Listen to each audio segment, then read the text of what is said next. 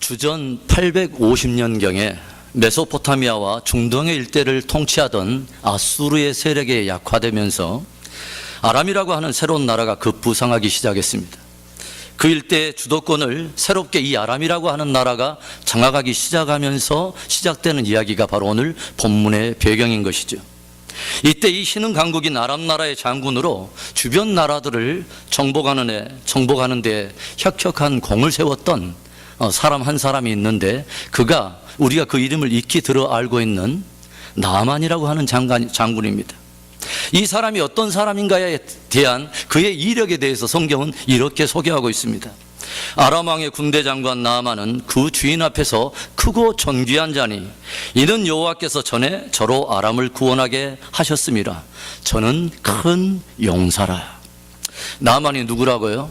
나아만은 나라에 큰 공을 세운 사람으로 당시 왕이었던 베나닷 2세로부터 총애를 얻고 온 국민으로부터 신망을 얻었던 놀라운 1등 개국공신 중에 하나였다고 하는 것이죠.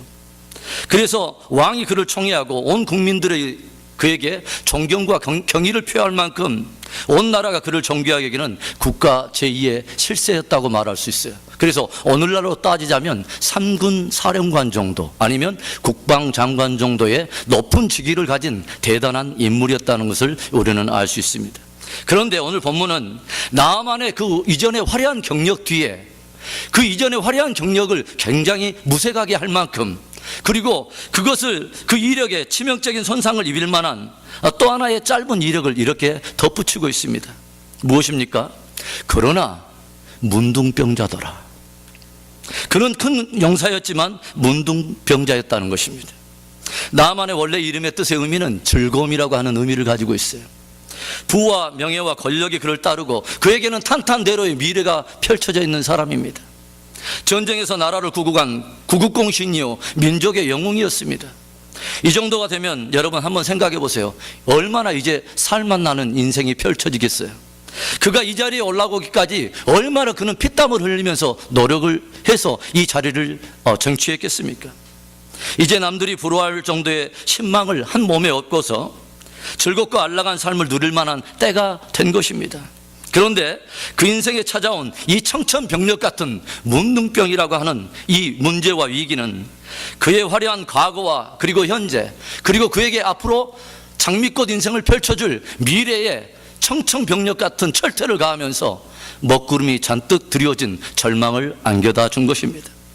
그의 인생 중반에 찾아온 이 위기는 그의 모든 삶의 희망을 꺾어버리고, 또 그의 이전에 가졌던 왕의 신망이나 총애도, 그리고 가졌던 여러 가지 소유와 재물과 권력과 명예, 이 모든 것이 아무런 소용이 없는 것이 되었습니다. 그런데 오늘 이 나아만의 이야기는 마지막에 해피엔딩으로 끝나고 있습니다. 결국 나아만은 문둥병을 치료를 받았을 뿐만 아니라 그의 인생에 찾아온 이 문제와 위기를 통해서 오히려 이전에 경험하지 못했던 깊은 성숙함의 은혜를 맛보게 되고, 또 전에는 몰랐던 또 하나의 세계에 대해서 눈이 열리는 큰 은혜 속에 들어갑니다. 위기를 통하여 오히려 성숙함과 회복을 맛보게 된 이 나아만처럼 저와 여러분도 은혜 안에서 변화되고 더 성숙하게 되고 새롭게 회복되는 역사가 있기를 주님의 이름으로 축원합니다. 그렇다면 위기를 맞을 때 오히려 그 위기를 벗어나 변화와 축복, 그리고 깊은 성숙함의 은혜를 받으려면 우리가 어떻게 해야 합니까? 첫째로 겸손히 하나님께 나아가야 합니다. 우리 한번 따라서 해봅시다. 겸손히 하나님께 나아가야 합니다. 여러분, 사람이 어떨 때 겸손해질 수 있을까요? 무엇이 겸손입니까?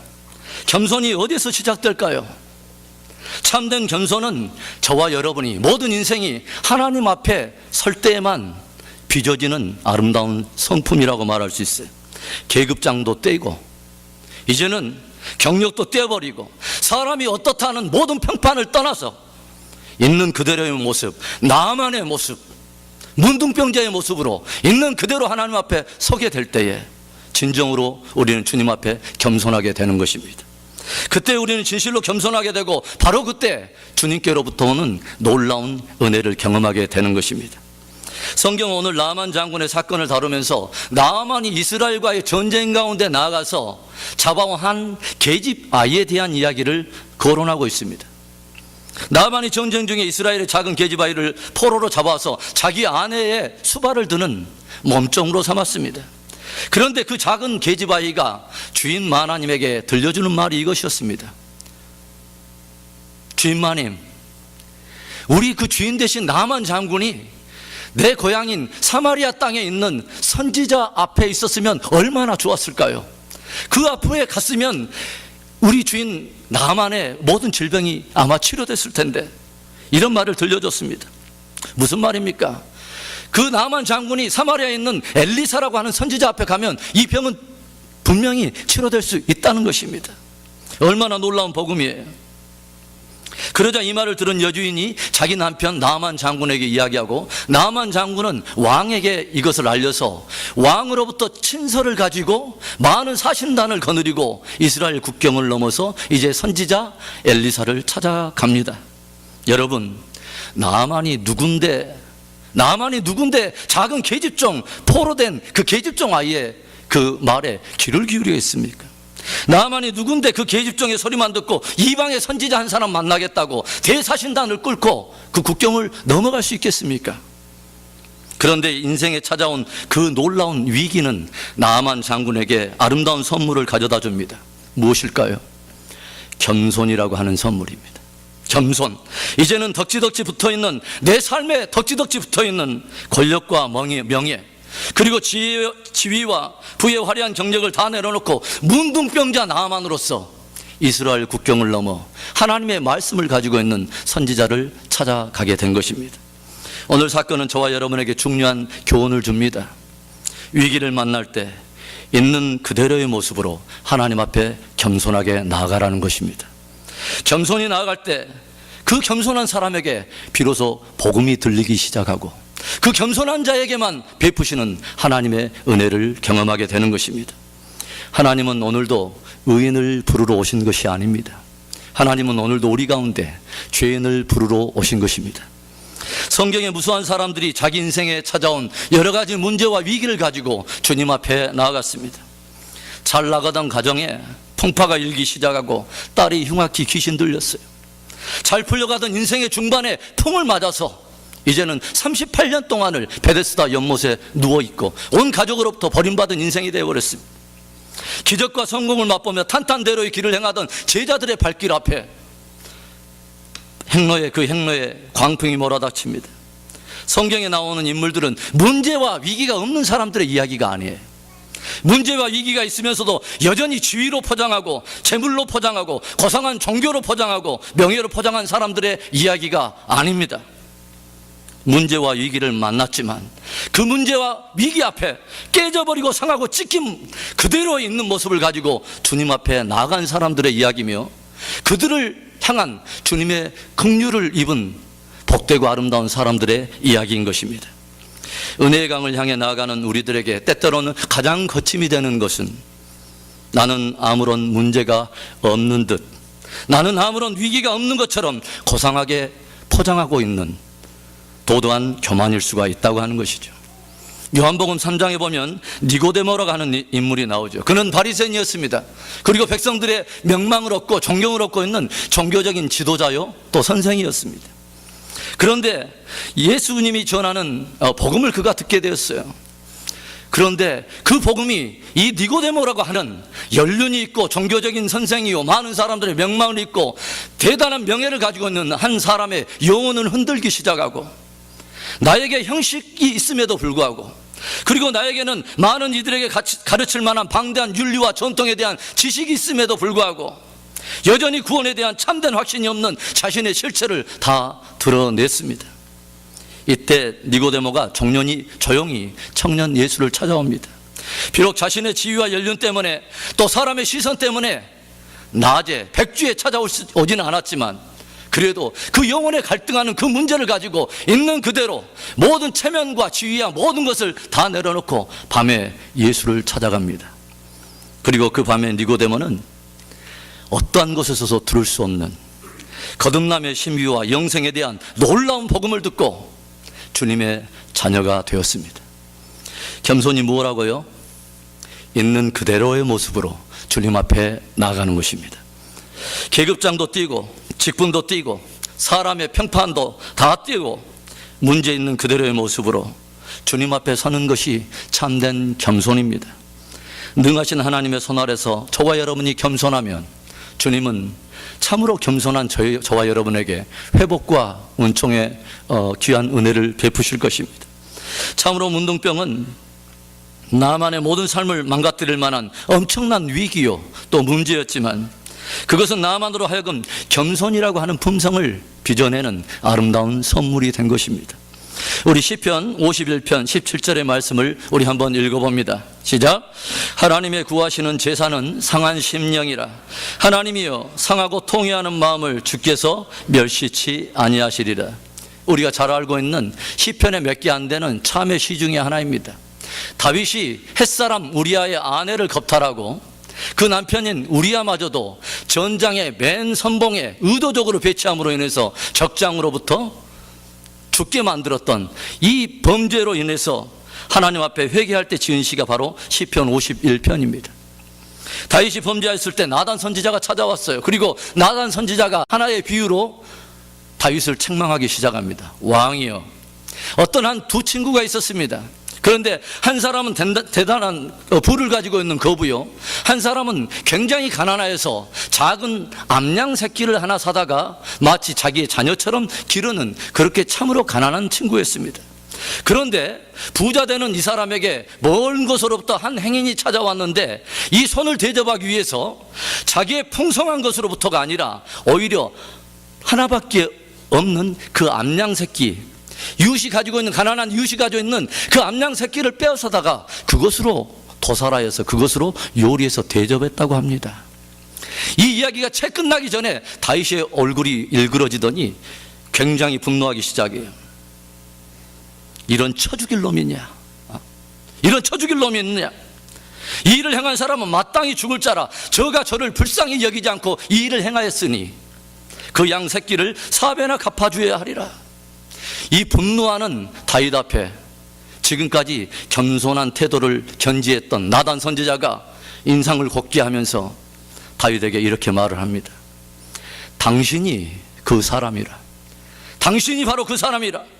당신이 가난할 때, 그리고 아무도 당신을 알아주지 않았을 광야의 목동 시절에 하나님이 당신의 충성됨을 기억하고 당신의 하나님 앞에 예배하는 그 모습을 소중하게 여겨서 기름을 부어 왕을 세워 그 나라의 모든 것을 주셨건만, 모든 것을 당신의 권력에 손 안에 쥐고 있는 당신이 당신의 정욕 하나 채우겠다고 당신에게 충성하여 생명을 당하여 충성하고 있는 우리의 아내인 밧세바를 겁탈하고 그를 또한 전장에 내보내어 죽인 바로 당신 다윗이 바로 그 사람이라. 이때 다윗은 깊은 참회를 하면서 찢겨지고 상한 마음을 가지고 주님 앞에 나아갑니다. 모든 왕의 옷을 벗어버리고 오직 긍휼을 베푸시는 그 하나님 앞에 굵은 베옷을 뒤집어 쓰고 참으로 통곡하며 회개하기 시작합니다.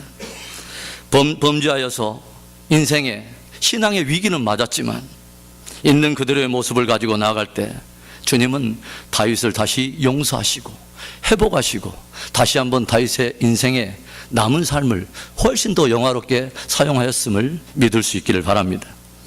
도도하게 포장하고 있는 모든 것을 제쳐버리고 주님이 말씀하시는 바로 그 사람이 바로 나인 것을 아는 사람, 이 사람이 참으로 은혜를 입은 사람이에요. 주님께서 말하는 바로 그 사람이 나인 것을 내가 주님 앞에 인정하고 가슴을 찢으면서 주님의 긍휼을 구하는 사람이 참으로 겸손한 사람입니다.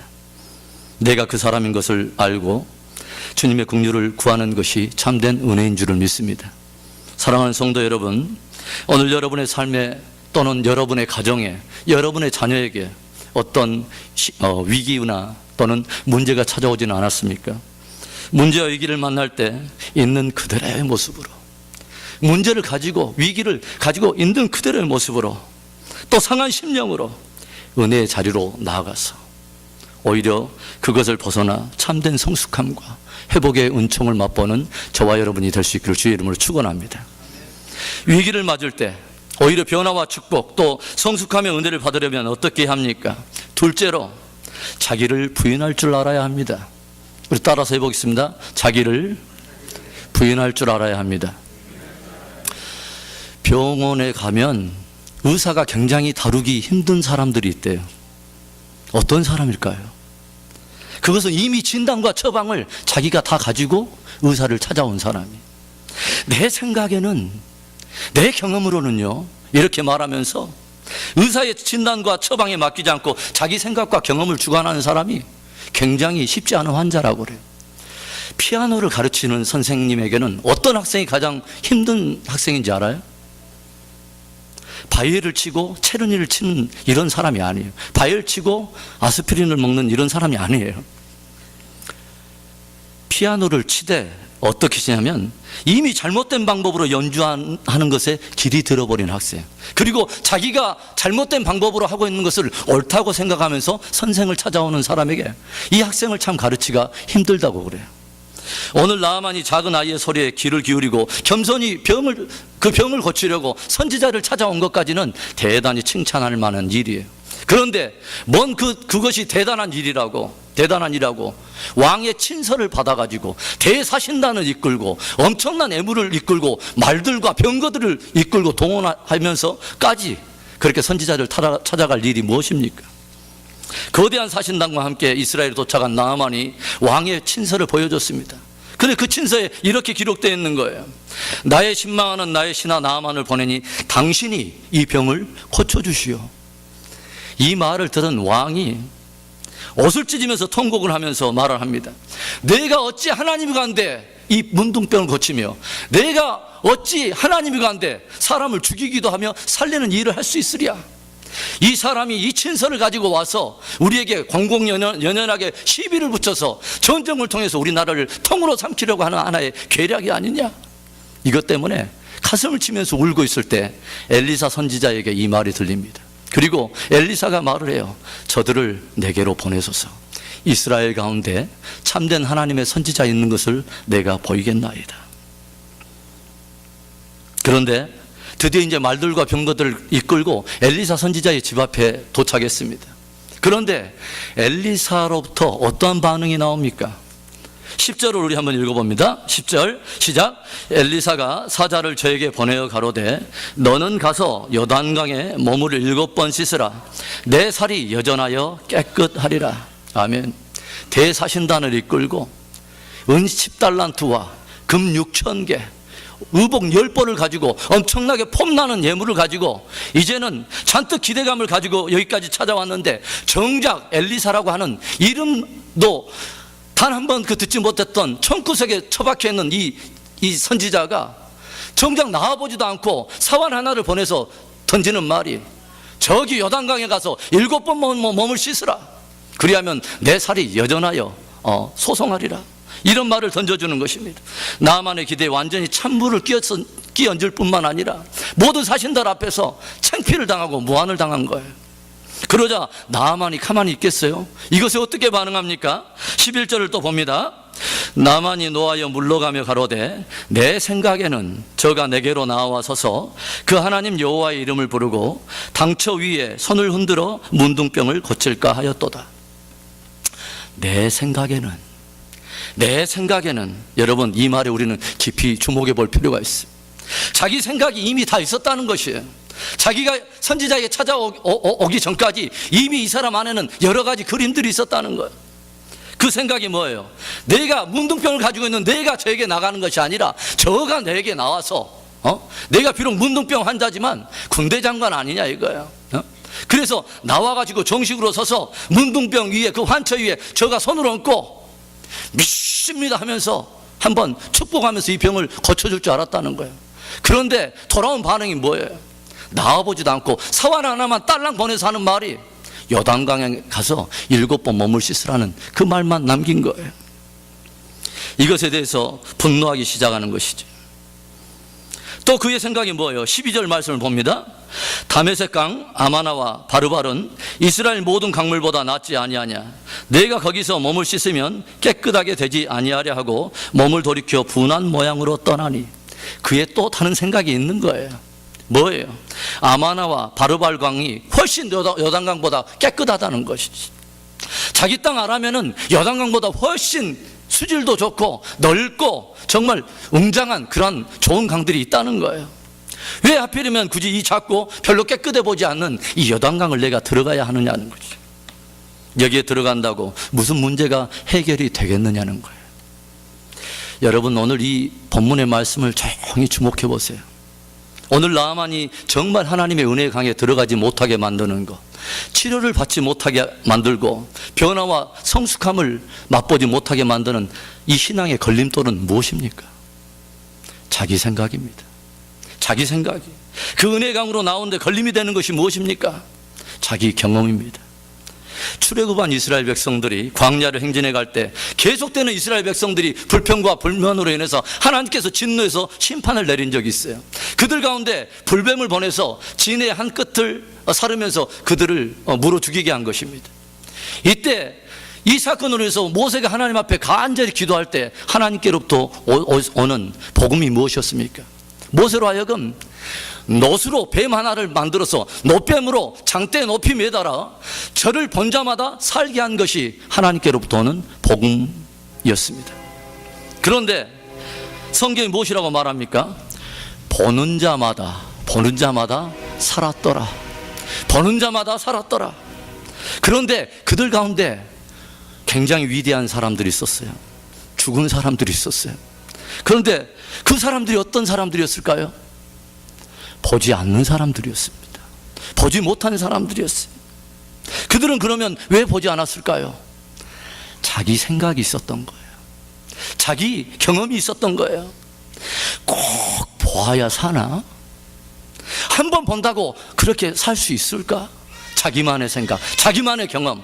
내가 안 되면 하나님도 안 된다고 하는 생각. 그런데 여러분, 꼭 보아야 삽니다. 그리고요, 보면 삽니다. 왜일까요? 하나님의 말씀이기 때문입니다.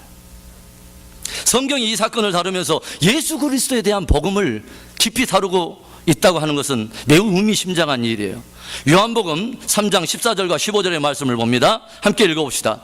모세가 광야에서 뱀을 든든 것 같이 인자도 들려야 하리니 이는 저를 믿는 자마다 영생을 얻게 하려 하심이니라. 아멘.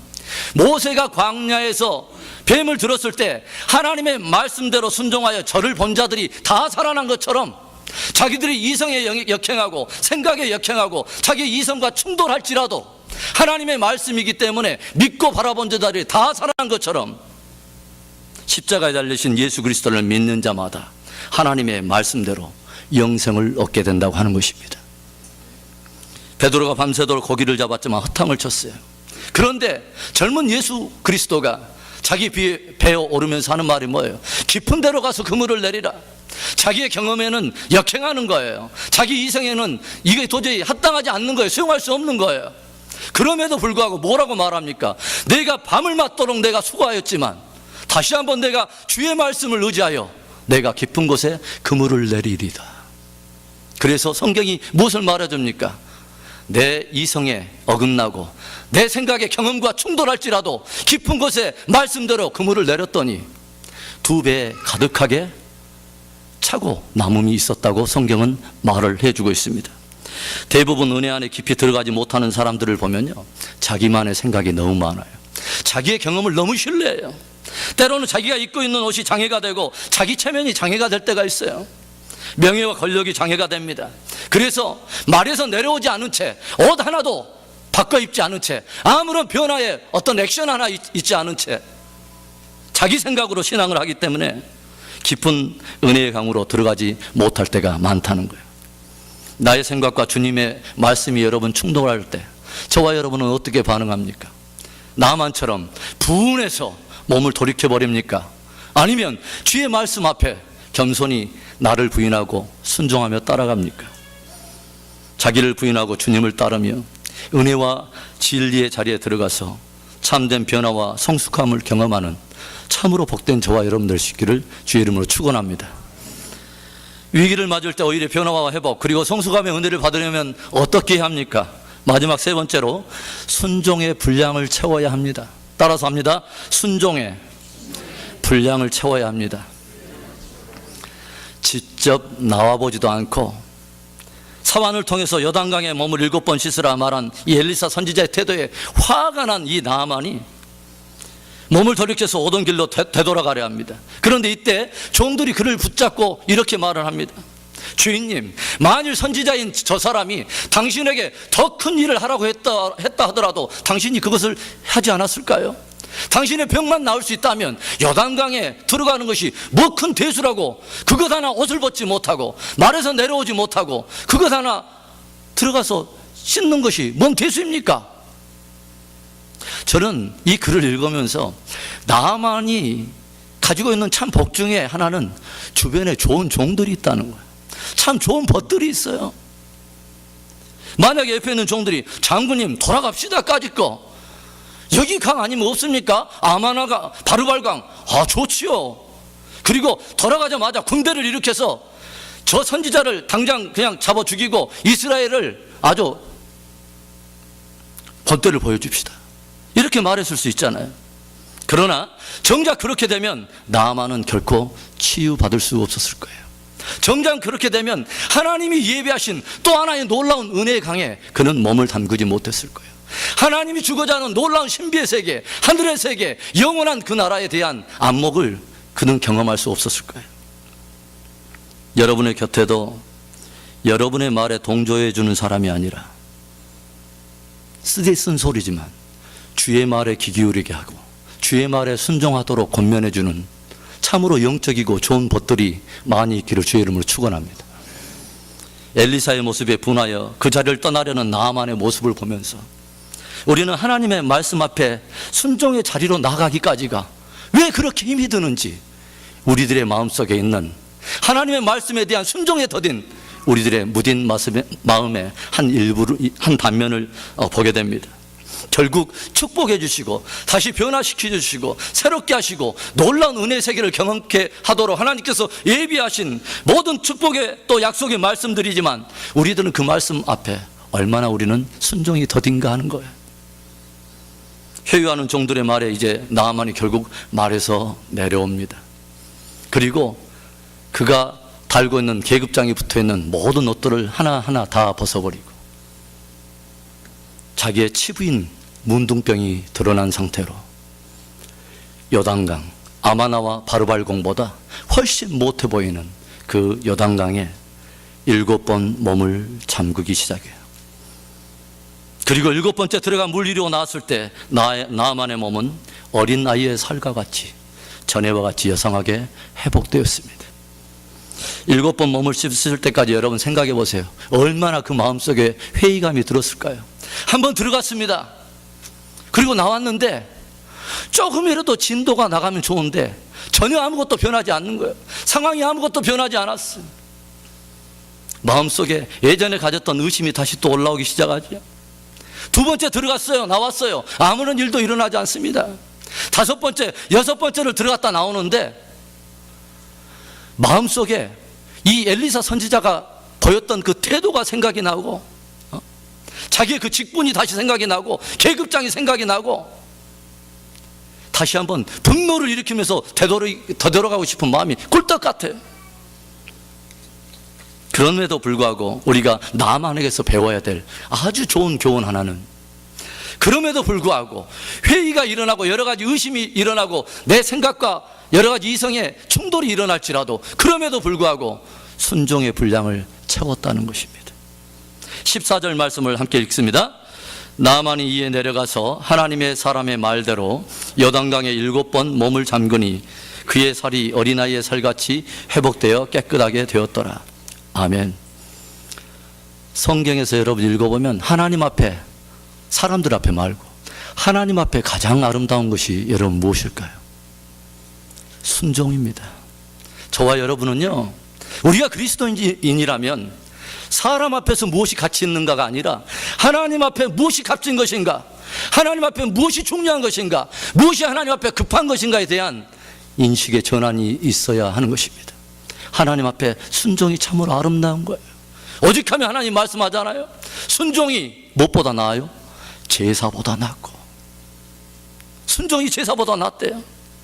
때때로 하나님 가장 축복된 승리를 주시고 회복과 소성함의 은혜를 주시려고 우리에게 순종의 분량을 채우기를 기다리실 때가 있어요. 가나안 첫 지경에 그 첫 성인 여리고성을 돌 때 하나님은 특별한 전략 하나를 주시죠. 뭐예요? 잠잠해서 모두 다 입을 봉하고 잠잠히 뭐예요? 여리고성을 7바퀴 도라는 거예요. 돌면서 별 생각이 다 났을 거예요. 만약에 저들의 그 입을 열어서 말할 수 있도록 했다면 아주 대단했을 거예요. 꼭 7바퀴 해야 돼? 7바퀴 도는 이 방법 말고는 없는 거야? 하필이면 꼭 7이야? 그런데 하나님의 말씀을 따라서 잠잠하여 순종의 분량을 채웠을 때 하나님은 약속대로 여리고성을 무너뜨리고 그들에게 첫 승리를 주시며 가나안 일경을 기업으로 얻게 되었음을 여러분 믿을 수 있기를 바랍니다. 포도주가 떨어진 가나의 혼인집에서 예수님께서 종들에게 명합니다. 항아리에 물을 채우라. 그런데 이 종들이 보여주는 모습이 뭐예요? 그 물을 채우되 어디까지 채웁니까? 모두 다 뭐예요? 아구까지 가득 채웠다고 말합니다. 순종을 하는데 어디까지 순종을 하냐면 아구까지 가득 채우는 순종을 보여줘요. 때때로 저는 성경을 읽다 보면 참으로 멋있는 종들의 모습을 참 많이 봐요. 순종을 할 때 적절히 순종한 것이 아니라 주님이 요구하는 것에 창조적인 그 순종의 분량을 넘어서 오히려 더 가득 채워가는 그런 순종이 저와 여러분 안에 있기를 바랍니다. 우리가 왜 계속 기도합니까? 기도의 분량이 있기 때문이죠. 주님이 원하는 기도의 분량이 있어요. 왜 우리가 인내합니까? 주님이 원하는 그러한 분량이 있기 때문이에요. 그 분량이 차면 반드시 주님은 들으시고 섭리하시고 역사하심으로 인해서 우리에게 승리 주실 것을 믿기 때문에 우리는 여러 가지 우리의 이성과 충돌하고 많은 일들이 일어나지만 상황은 아무것도 변하지 않는 것 같지만 주님이 원하시는 그 분량이 차면 반드시 역사를 일으키심을 믿기 때문에 오늘도 묵묵히 무릎을 드리는 거 아니겠어요? 사랑하는 성도 여러분, 깊은 은혜의 강에 들어가려면 겸손해야 합니다. 문제와 위기를 만난 저와 여러분들이 먼저 깊은 강에 들어가려면 있는 모습 그대로를 가지고 주님 앞에 나아가야 참된 치유가 있고 변화가 있고 회복이 있을 줄로 믿습니다.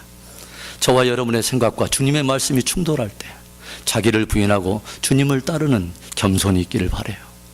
그리고 주님이 원하는 순종의 분량을 체험으로 인해서 이제 저와 여러분이 모든 믿음의 장애를 뛰어넘어서 정말 깊은 은혜 강에서 변화와 회복 그리고 성숙함을 풍성하게 경험하는 축복된 인생 살게 되기를 주님의 이름으로 축원합니다. 기도하겠습니다.